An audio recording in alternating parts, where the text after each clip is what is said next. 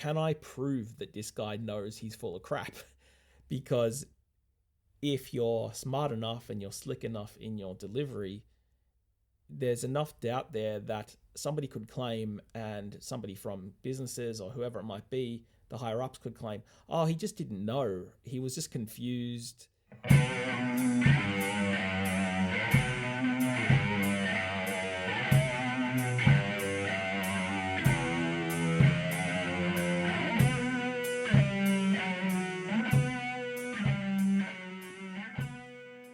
Hello and welcome to the Blindseyepodcast, the podcast discussing everything you did and didn't want to know about being blind. My name is Connor, and yes, I am still alive for those of you still listening. I actually got a job, so the podcast has taken a bit of a back seat, as you can imagine. I don't always have the recording time, and yeah, I am still here, but the schedule of recording is probably going to change a little bit from weekly to maybe fortnightly or monthly. Haven't quite worked it out as yet, but I am still here. Still have a few more topics and things that I can go over, but I don't want to be one of those podcasts that just puts shit out for the sake of putting stuff out, because that's boring and lame. I also realized that I have officially been podcasting for 1 year minus 6 weeks that I've been quiet. So that's cool, because I never thought I'd still be doing this a year after I started, when it was just a hobby. As always, please consider telling other people about the podcast, liking, sharing posts, episodes, links, whatever. That always helps. Any little bit you can do on the device you have always helps. I really appreciate it. Okay, so this week's topic. Today I thought I would talk about discrimination. And I know that probably sounds really dry, but I just thought it was worth sharing, especially for people who maybe don't know the differences or just think that, something can't happen because it's a law. So I thought it would be worth basically explaining how discrimination can kind of manifest itself, and the interesting ways I've experienced it, and where things can get complicated and subtle and much harder to do things about. Okay, so the first kind of discrimination is overt or explicit. So that's stuff that's really easy to understand, really upfront. Everybody knows exactly what's going on. The second kind is subtle or implicit, which is much harder to do anything about. And I will explain examples of both of these that I've come across or that exist kind of in the wider world.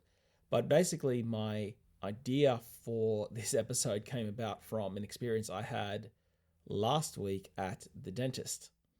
So basically what happened was I went to the dentist with my guide dog because she helped me get there and back, and I had errands to run across the road at the shops. And my dentist has said before that the dog can't come into the dental room because it's a sterile room. And I have said to her, well, it can't be a sterile room because other people can sit in this room while, for example, their kids or their partner are being worked on. It's not like an operating theatre where nobody can go into the theatre unless they are either the patient or part of the medical staff. So I had said that to her before, that that's not really the case. The trouble is that it's a dentist I've known for a long time, and as much as you know that the law is on your side, sometimes it's hard to be constantly raging against the machine, even though you know you're in the right, because you have to deal with this person again, and the alternative is going and finding a different dentist. Now, some people are willing to do that. At this moment in time, I'm not. But that's basically where I was. So whenever I go to the dentist, I try to not bring my dog unless it's really necessary, because I just don't want the hassle. The other issue is that other times I've left the dog out in the reception area, and when she's out there, I don't know who's dealing with her. I don't know if the person who is looking after her is happy to look after her. I don't know if they're feeding her or anything. And she doesn't like being separated from me either. So that can add its own issues to the situation.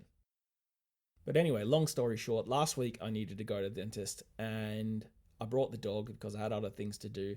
And I was like, you know what, today I'm not taking no for an answer. I don't care if she doesn't like the dog. So we went in and it was pretty clear that she wasn't happy for the dog to be in there. She didn't say I couldn't bring it in, but I could tell by her tone and the way she was acting that she's probably afraid of dogs. She was very jumpy when the dog moved.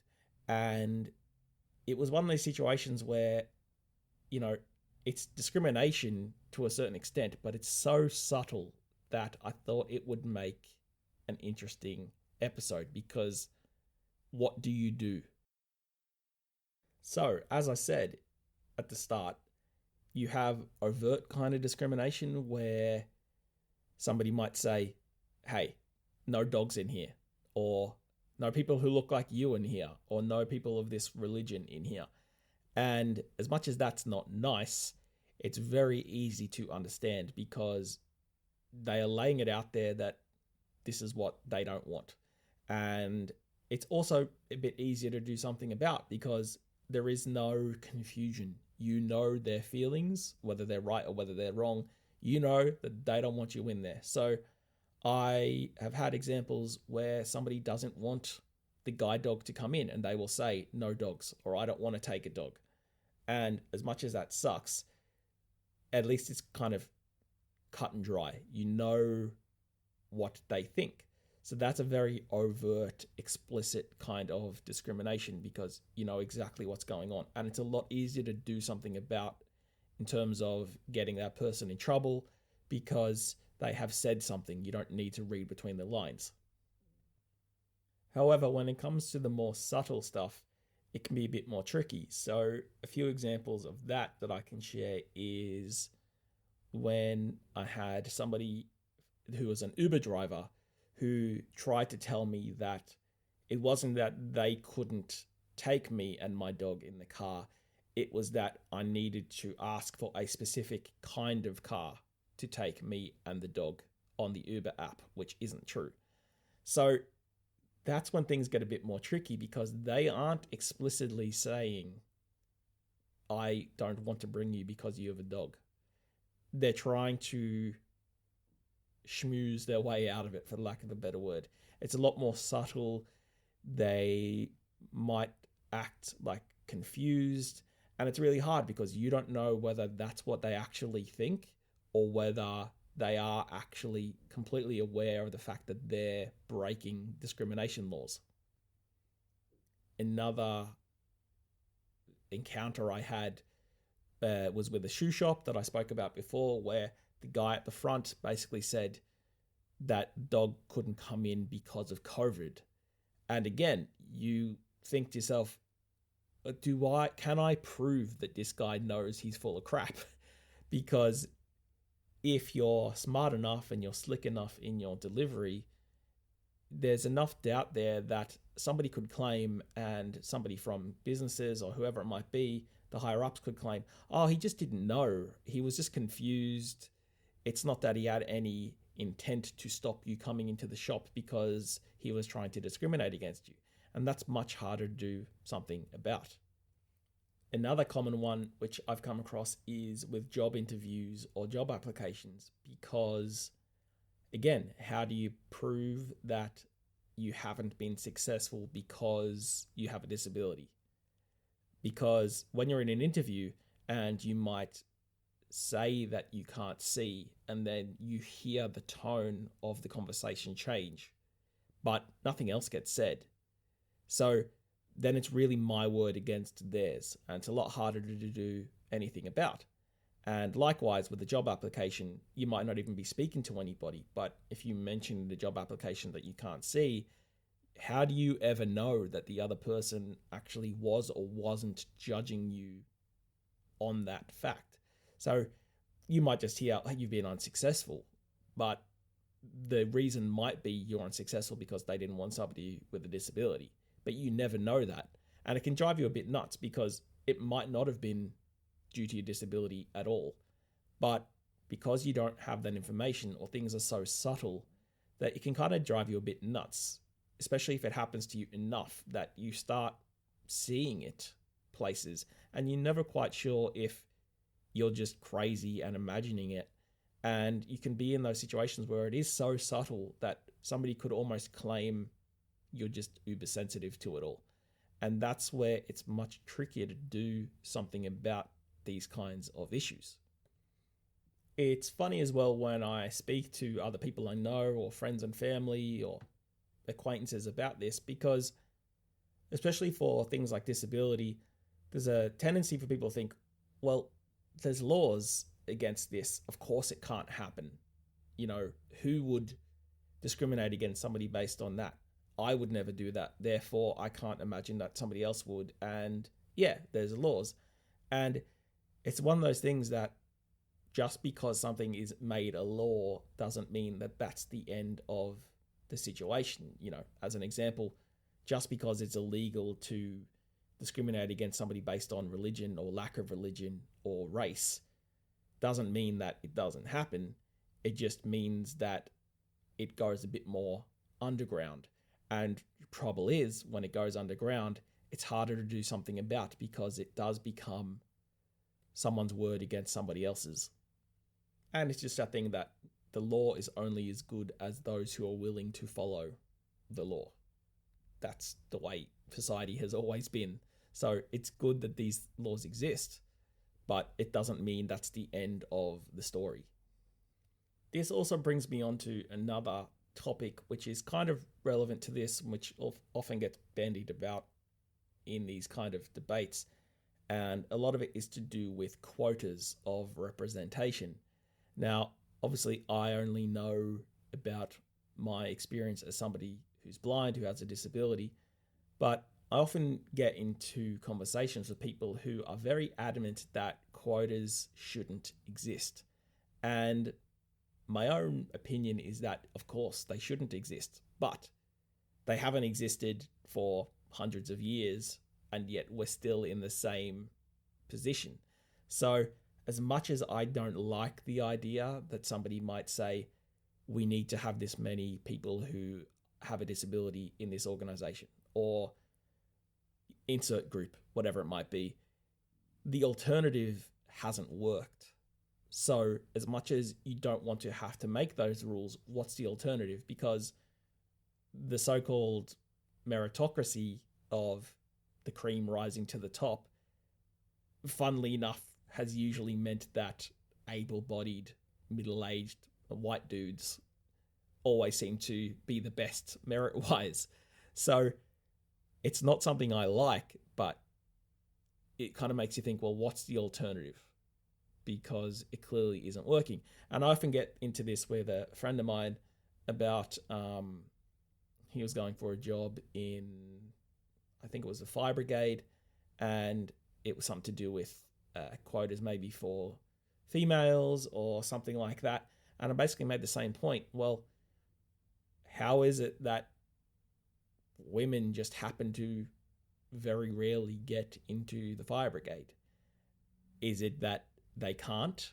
Is it that they're not physically strong enough? Or is it that there's something else going on? And I'm sure, well, I don't know, but I'm sure the women involved don't like the idea that there's a quota for them. But again, the alternative hasn't worked. So what do you do? And I even got this in one of my jobs where a sighted colleague said to me, don't worry, you won't lose your job. They need blind people for the quota. And that really kind of shocked me because I didn't view myself as being there to tick a box. I viewed myself as being a worker who had something to give and who was blind. So I had a perspective that was useful in that kind of organization, but it was sort of thrown at me as though that meant I was indispensable and I wasn't there based on what I could provide, just who I was. So that's really not kind of great. I mean, and that's another kind of discrimination. I mean, maybe she kind of thought that what she was saying was some kind of help to me, but it wasn't a help to me. I mean, you're basically saying, hey, don't worry, they can't get rid of you. You're an endangered species. on one hand, it's nice to know that your job won't be taken away from you, but that wasn't even true it turned out. But just having a colleague say that to you isn't exactly nice or helpful or friendly.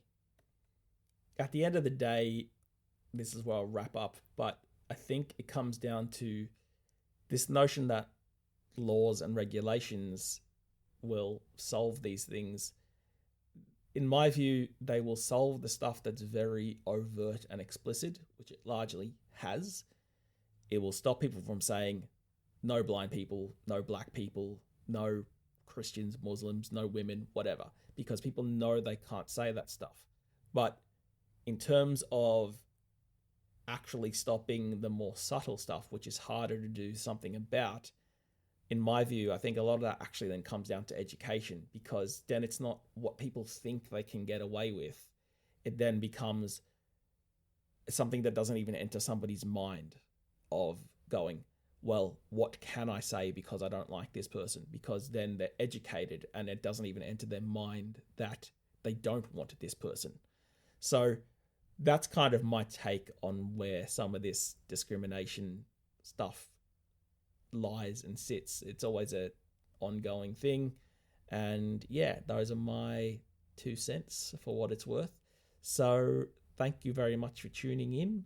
As always, you can get in touch by emailing blindseyepodcast@gmail.com. That's BLINDSEYE podcast@gmail.com.